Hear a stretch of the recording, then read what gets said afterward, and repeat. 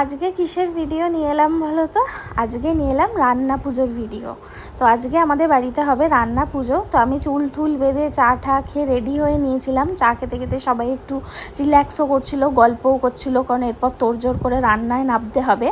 আমি রান্না করিনি যদিও বা, আমার শাশুড়িমাই রান্না করবেন, কিন্তু আনাজ ফানাজ কুটে একটু মাকে হেল্প করে দিচ্ছিলাম আমি আর বাবাও হেল্প করছিল। তো আনাজ কুটতে বসে পড়েছিলাম। আর রান্না পুজো সম্পর্কে আমি একটু জানতাম, কারণ এটা আমার বাপের বাড়িতেও হয়, তো সেই জন্য আমার জানা ছিল। আর আগে শুনতাম সবাই রাত জেগে রান্না করতো, যেটা নিয়ম ছিল, বাট এখন আর কেউ রাত জেগে করে না, সবাই সন্ধ্যে থেকেই বসিয়ে দেয়, সবার বয়সও হচ্ছে, আর অত রাত জেগে কেউ পারে না। আর এখানে দেখো কারেন্টও চলে গেছিলো। তো আমি এখানে ঢ্যাঁড়স আর তরুলি কেটে নিয়েছিলাম, আরও কাটতে হবে, যেহেতু আজকে খাওয়া হবে আবার কালকে খাওয়া হবে।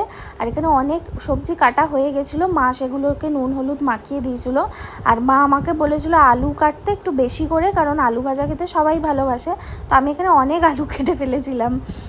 আর আমাদের সব কিছু ভাজা মিলিয়ে এত হয়ে গেছিলো, অনেক বেশি হয়ে গেছিলো। তো আমাদের 3 দিন ধরে সেই ভাজাগুলো খেতে হয়েছে। আর এগুলো হচ্ছে চাল কুমড়ো মনে হয়, হ্যাঁ, আর কুমড়ো কাটা ছিল। তো মা এখানে ভাজাভুজি বসিয়েও দিয়েছে। আর আমি আনাজ কাটার পরে বসে বসে মায়ের রান্না দেখছিলাম, বসে বসে দেখতে দেখতে আমার কোমর ধরে গেছিলো। তাহলে ভাবো মা দাঁড়িয়ে দাঁড়িয়ে কতক্ষণ ধরে এগুলোকে সব ভেজেছে। আর এখনও মাছও হবে, এখানে মাছ হতেও বাকি আছে, এখনও অনেক কিছু বাকি আছে। এবারে হচ্ছে ডাল। তো দেখতে পাচ্ছ কত ভাজাভুজি হয়েছে, এত ভাজা কখন খাবো, কে খাবে কিছু জানে না। তো ভেজে রাখা হয়েছে, এগুলো আমাদের অনেক বেশি হয়ে গেছিলো, আমরা 3 দিন ধরে খেয়েছি। আর এখন দেখো বাজে রাত্রির 10টা 10, তখনও চালতার চাটনি হচ্ছে। এরপর এখনও আমাদের মাছ ভাজা বাকি ছিল। তো তারপর মাছ ভাজা হয়ে গেছে, আমাদের 2 রকমের মাছ হয়েছিল, ইলিশ মাছ আর কাটাপোনা মাছ। আর এখানে মা থালা সাজাচ্ছিল সবাইকে খেতে দেবে বলে।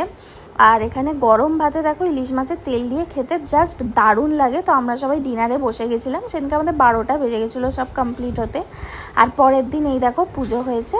তো চলো তাহলে আজকের জন্য টাটা।